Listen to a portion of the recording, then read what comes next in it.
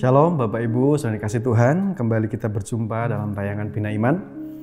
Hari ini kita akan belajar dari firman Tuhan dari kitab Pengkhotbah pasal 10 ayat 5 sampai yang ke-7. Saya bacakan buat kita semua. Pengkhotbah 10 ayat 5 sampai 7. Firman Tuhan berkata, "Ada suatu kejahatan yang kulihat di bawah matahari sebagai kekilafan yang berasal dari seorang penguasa. Pada banyak tempat yang tinggi didudukan orang bodoh, sedangkan tempat yang rendah diduduki orang kaya.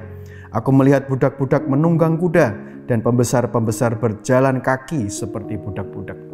Kalau Bapak Ibu baca, pelajari, saudaraku, makna pesan dari ayat-ayat ini, saudaraku, dikatakan ada suatu kejahatan yang kulihat di bawah matahari sebagai kekilafan yang berasal dari penguasa. Kalau sudah baca bagian selanjutnya dikatakan pada banyak tempat yang tinggi didudukkan orang bodoh, sedangkan tempat yang rendah diduduki orang kaya.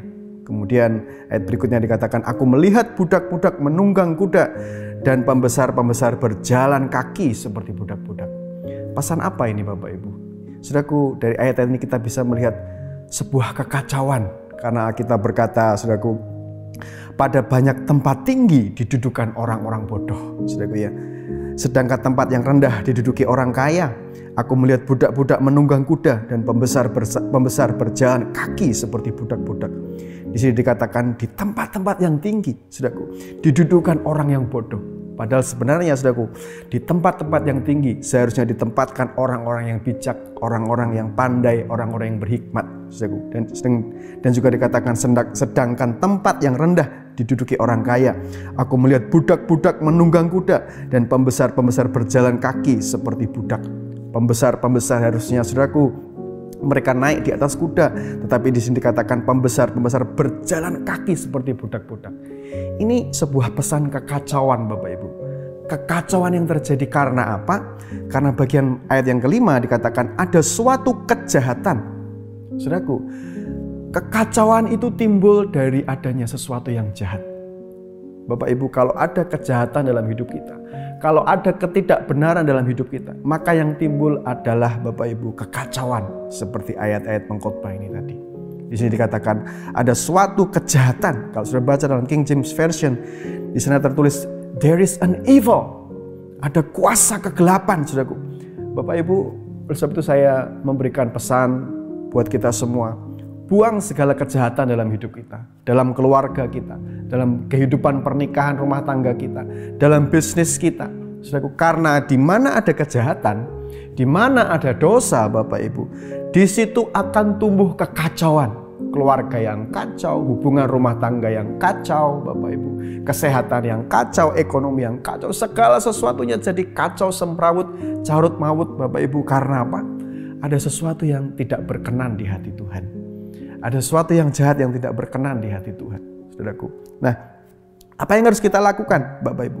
Kita harus membuang apa yang jahat, yang tidak berkenan. Kemudian kita harus, saudaraku, Yesaya 32 ayat 17 dikatakan, di mana ada kebenaran, di situ akan tumbuh damai sejahtera, dan akibat kebenaran ialah ketenangan dan ketentraman untuk selama-lamanya. Kejahatan itu, sesuatu yang jahat, yang tidak benar, harus kita ganti dengan kebenaran.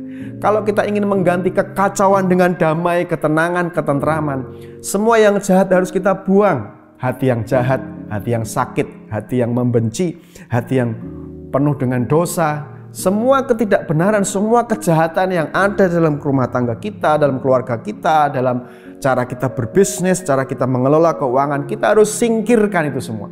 Dan kita ganti dengan kebenaran. Karena firman Tuhan berkata, kalau ada kebenaran, Bapak Ibu, akan tumbuh yang pertama damai sejahtera. Dan dikatakan akibat kebenaran, ketenangan dan ketenteraman untuk selama-lamanya.